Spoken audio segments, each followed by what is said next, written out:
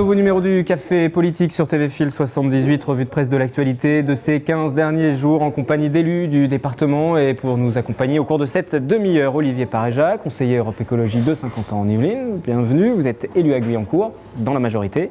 Exactement. Nicolas Hu, conseiller PS de Saint-Quentin, dans l'opposition également au Clé-sous-Bois. Voilà, puisque vous siégez en tant que conseiller municipal. Et puis Jean-Baptiste Amonique, bonjour. Bonjour. Vous êtes délégué départemental et porte-parole du Modem 78.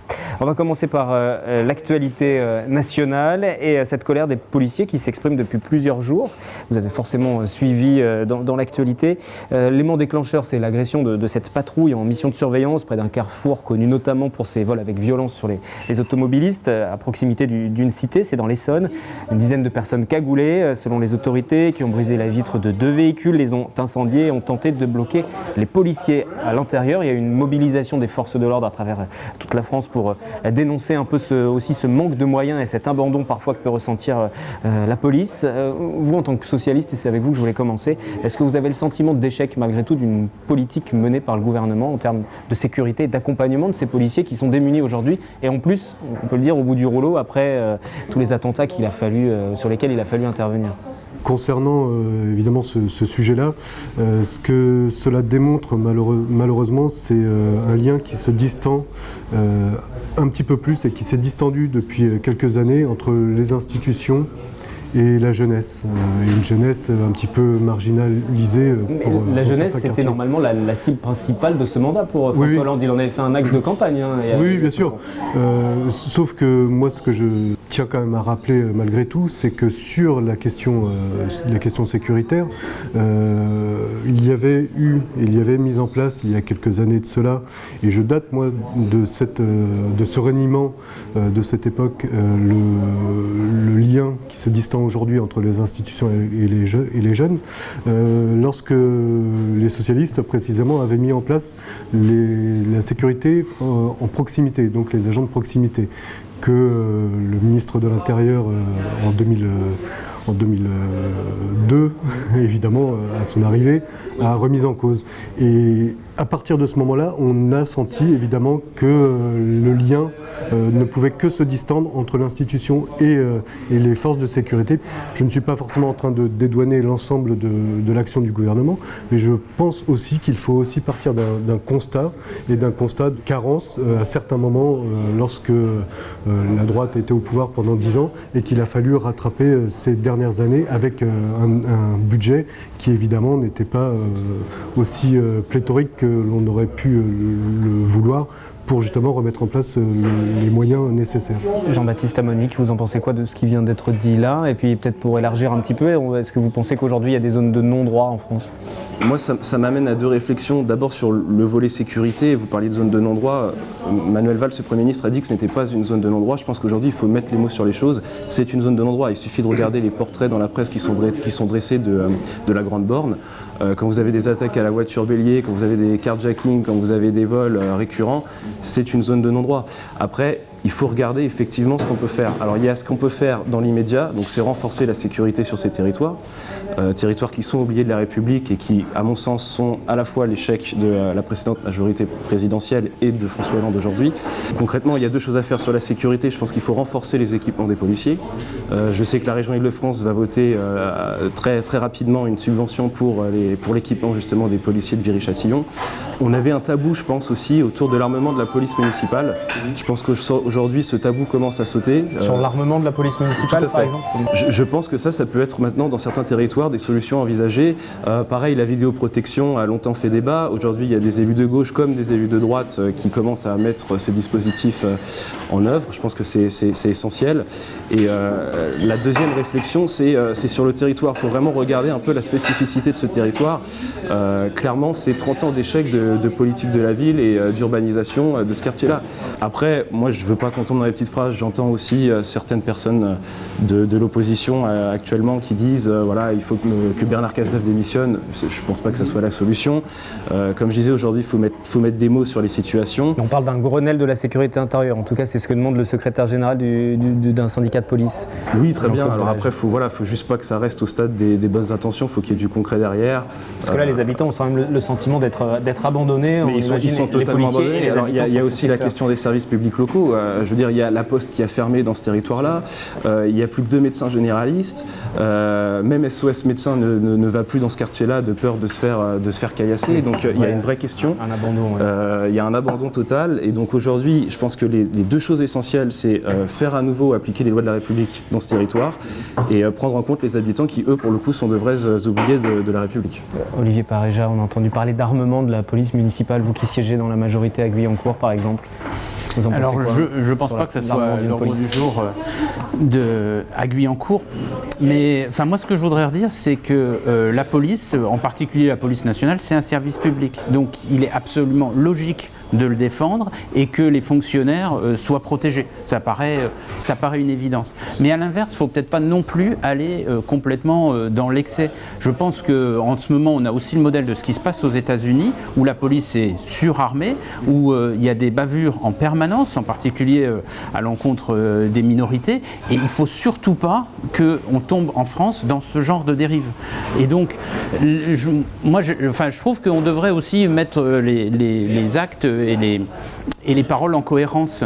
Quand on dit on paye de l'urbanisation, on paye des erreurs qui ont été faites depuis des dizaines et des dizaines d'années en créant des ghettos, en créant des choses comme ça, mais à ce moment-là, pourquoi dans les Yvelines, le conseil départemental décide de réduire les crédits de la prévention spécialisée, donc des éducateurs de rue qui sont dans la prévention? Là, on n'est pas dans le curatif et de la partie comment les policiers vont se défendre, mais dans la prévention à long terme. Et là, les budgets sont réduits, il y a une réorganisation dont on n'a pas encore complètement compris le fonctionnement. Donc, il faut peut-être aussi mettre les paroles en fonction, les actes, en face des paroles. Je pense que ça dépend du territoire. Hein. Je ne faisais pas référence à Saint-Quental, en l'occurrence, je faisais vraiment référence sur le cas de l'Essonne.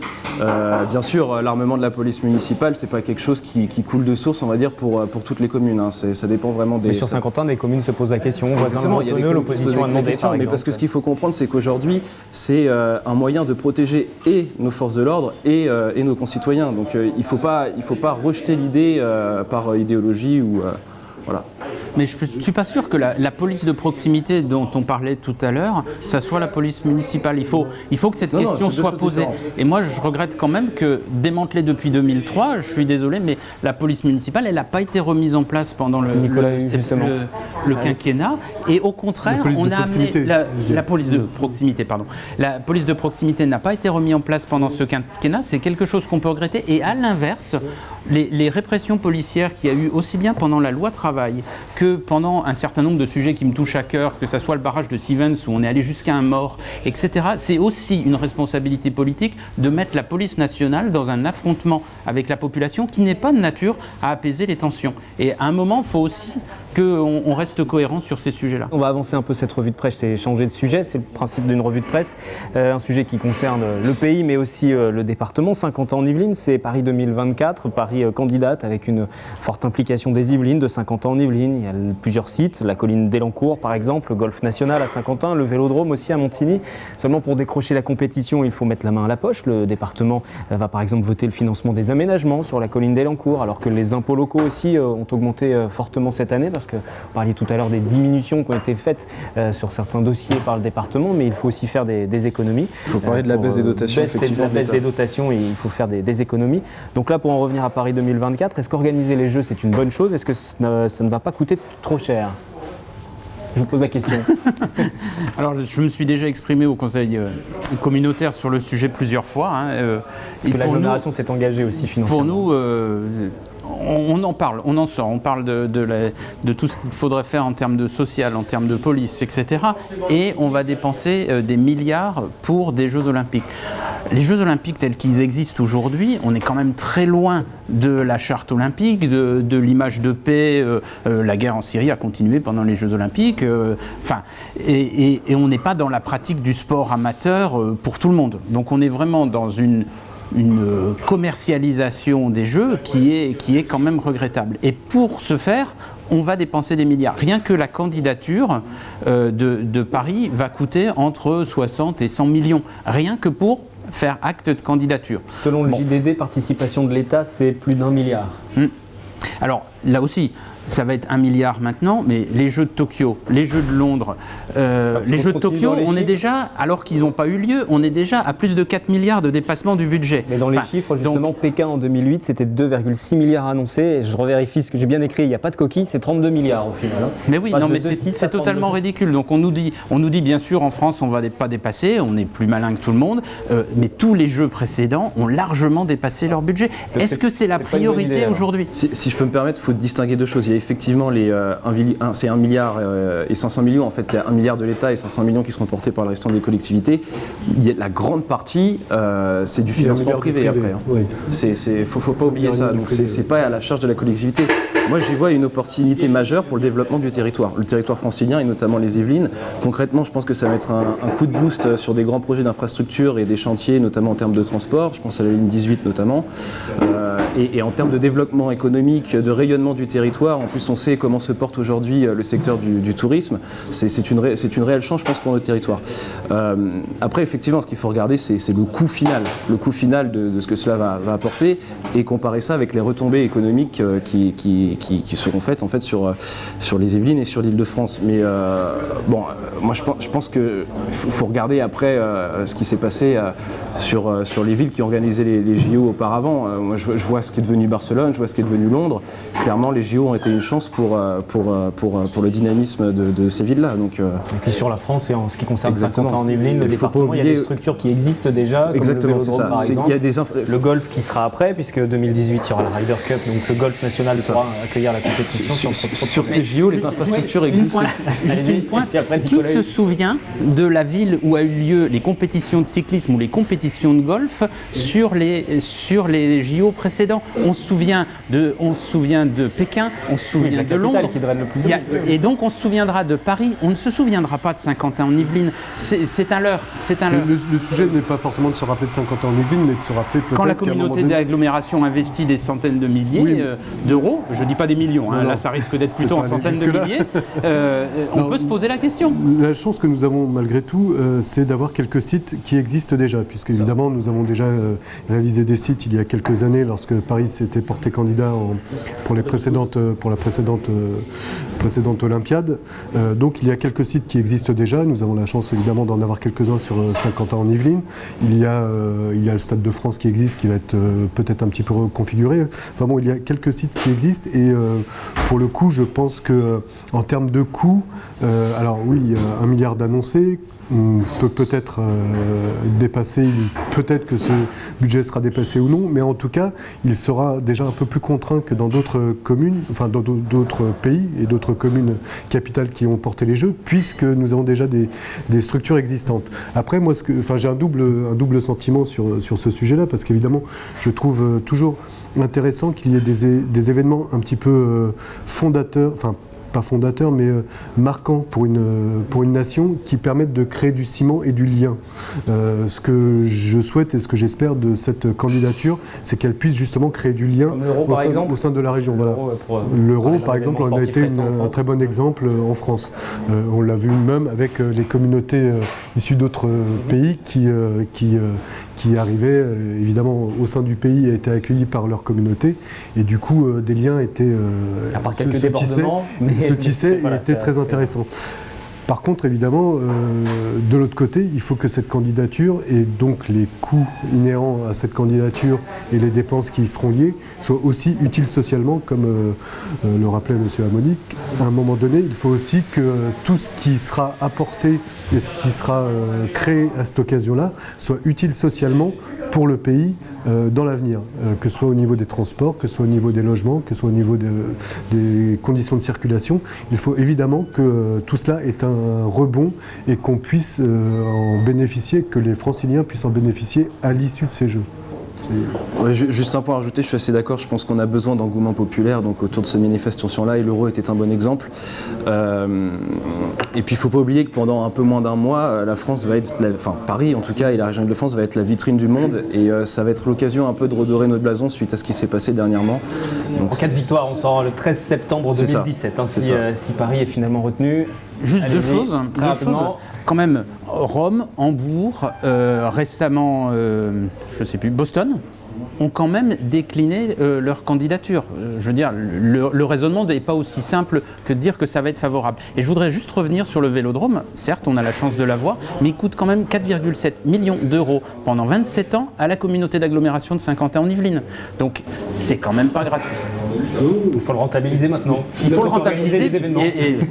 Mais comme le disait monsieur, la chance qu'on a, c'est effectivement qu'il y a énormément d'infrastructures qui sont déjà existantes, donc c'est pas une candidature totalement fantaisiste, même du tout fantaisiste, et je pense qu'elle a toutes ses chances d'aboutir. Et on verra ça donc le 13 septembre 2017. Avant de vous demander ce que vous retenez de l'actualité de ces 15 derniers jours, juste j'aimerais avoir votre sentiment sur le départ d'un des élus du département de Saint-Quentin en Yvelines. C'est le maire socialiste de Guyancourt, François Deligné, qui vient d'annoncer sa démission. Il était en poste depuis 2002, il va rester conseiller municipal et puis également conseiller communautaire à Saint-Quentin en Yvelines, mais il souhaite passer la main. Olivier Pareja, vous avez forcément un regard particulier parce que vous siégez dans la majorité de cette commune à Guyancourt. Mais au-delà de ça, après, j'aimerais aussi vous entendre sur le choix de ces maires, de ces élus qui passent la main en cours de mandat et qui disent préparer l'avenir. Est-ce qu'on ne vole pas d'une certaine manière le scrutin en trahissant, le mot est peut-être fort, la volonté des électeurs? Olivier Pareja, tout d'abord, votre regard sur ce départ de François Deligné? Alors ce départ, il était plus ou moins déjà annoncé. Et donc il avait annoncé qu'il passerait la main. Donc après, on peut se demander si c'est pas un petit peu tôt. Enfin, je le dis et j'en ai parlé avec lui. Donc, mais il y a un paradoxe, c'est que à la fois on peut critiquer le système français parce qu'il est très présidentialisé au niveau national, et dans une commune c'est la même chose. Tout tourne autour du maire, et par exemple les adjoints ont des délégations du maire, donc tout tourne autour du maire. Et puis après, le but c'est quand même qu'il y ait une équipe et qu'il n'y ait pas une seule personne, même si tout le système tend à focaliser. C'est biaisé parce qu'au moment du vote, on vote pour une liste qui est portée par un candidat tête de liste, mais ce ne sont pas les électeurs directement qui font le maire, puisqu'ensuite c'est décidé en conseil municipal. On le rappelle parce que tout le monde ne le sait pas forcément. Mais effectivement, on a aussi une responsabilité, c'est que dans les élections, on ne le présente pas non plus comme ça. C'est-à-dire qu'on vote pour François Deligné et son équipe, alors que s'il y avait dès le début plusieurs personnes qui s'engagent en disant moi je serai en charge de tel secteur et j'ai l'intention de faire ça, moi je serai en charge de tel secteur et j'ai l'intention de faire ça, dans l'équipe, si on présentait comme une équipe, ce changement passerait mieux auprès des électeurs qui, je suis d'accord, ne doivent pas nécessairement comprendre, ont l'impression d'avoir voté pour quelqu'un qui part au bout de 2 ans et demi, alors que quelque part structurellement, on a voté pour une équipe, mais bon, je pense que dans notre communication... Il a raison de passer la main, en tout cas. Après, c'est un peu tôt. C'est une façon de préparer la suite. Je pense que tout le monde le fait plus ou moins. Il y a beaucoup de communes où ça se fait comme ça. Ça s'est déjà fait. Moi, je voudrais déjà saluer l'action de François Deligné pour les Guyancourtois. Alors, je ne suis pas Guyancourtois, mais j'ai suivi évidemment assez régulièrement la politique mise en place par le maire et son équipe. Et tu as raison, puisque évidemment, une équipe municipale, on vote pour elle et non pour son maire. Et il est important justement de replacer à chaque fois cette notion dans le contexte de politique locale générale, puisqu'évidemment tout le monde à un moment donné peut avoir son mot à dire et son action à mener au sein d'une équipe municipale. Donc évidemment saluer l'action de François sur Guyancourt et sur Saint-Quentin en Yvelines, et saluer aussi son geste, parce que j'entends dire que c'est trop tôt, etc., mais beaucoup font cette démarche-là un an ou à peine 1 an et demi avant les élections suivantes, histoire de préparer la main, mais de ne pas non plus, de dire de certains, de griller son poulain. Et moi, ce que je trouve vraiment intéressant pour le coup, c'est que là, François part avec une volonté justement de transmettre le relais et de préparer l'avenir précisément. Et l'avenir ne se prépare pas 1 an avant les élections municipales, il se prépare bien en amont avec une équipe et en mettant en avant les principaux intervenants au sein de cette équipe. Et je trouve que pour le coup cette démarche est intéressante. François est élu, je crois, depuis 12 ans à peu près, il me semble. Plus, 89. Enfin, élu conseil municipal de 89, mais depuis, en tant que maire depuis 12 ans, ou bientôt 14 ans. Et du coup, se pose aussi et se remet aussi en perspective à l'occasion de cette démission, la question du cumul des mandats et du cumul des mandats dans le temps. Et je pense qu'il est peut-être aussi intéressant, on voit là François Deligné partir au bout de 14 ans, presque 2 ans, un peu plus de 2 ans de mandat, et on peut aussi se dire que nous avons travaillé sur le cumul des mandats en nombre et que cette démission peut aussi nous amener à réfléchir sur une législation un petit peu plus large en termes de cumul des mandats et sur le non-renouvellement du cumul des mandats dans le temps. Jean-Baptiste Amonique, rapidement, et puis après on a le temps pour faire ce tour de table final. Sur le cumul des mandats dans le temps, je suis totalement d'accord, c'est un thème qu'on porte au Modem depuis assez longtemps. Après, moi, il y a une petite phrase qui m'a fait sourire, je ne sais plus si c'était dans les Nouvelles ou dans le Parisien, c'est de dire que par cette démission, il participait au renouvellement de la classe politique. Bon, je rappelle juste que sa première adjointe a 60 ans, si 60 ans c'est le renouvellement, c'est un peu dommage, sans remettre du tout en cause les compétences de sa première adjointe. On ne va pas faire dans le jeunisme non plus, mais le renouvellement de la classe politique n'est pas forcément... je suis d'accord. N'est pas forcément une question d'âge, mais aussi une question de pratique et une question de mise en perspective de nouvelles propositions, de nouveaux développements de projets à partir d'un nouvel exécutif qui... Sauf que là, je pense qu'elle sera vraiment dans la lignée de ce qui a été déjà fait normalement. Après, je ne préjuge pas, Olivier...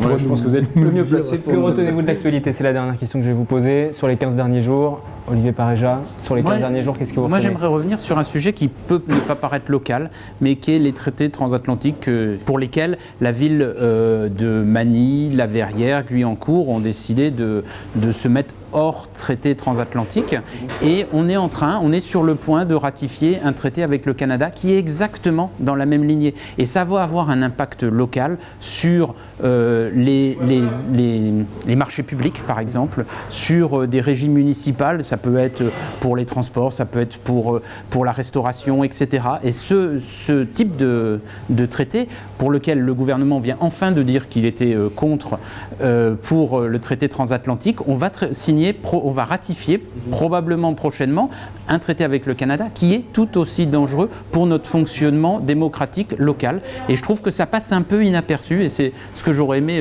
souligner. Voilà. Oui, il y a 2 questions assez rapides qui ont retenu mon attention ces derniers jours.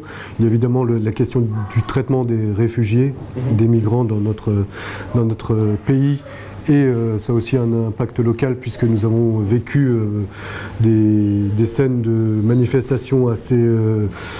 je les qualifie d'assez ubuesques dans notre secteur. Et la deuxième chose est évidemment la question du recours massif à l'impôt de la part du département, qui dans le même temps n'a pas hésité à supprimer nombre de services, que ce soit dans la culture, que ce soit dans la prévention spécialisée, que ce soit dans la petite enfance, avec l'arrêt des subventions aux crèches et au nombre de berceaux et aux berceaux dans ces crèches.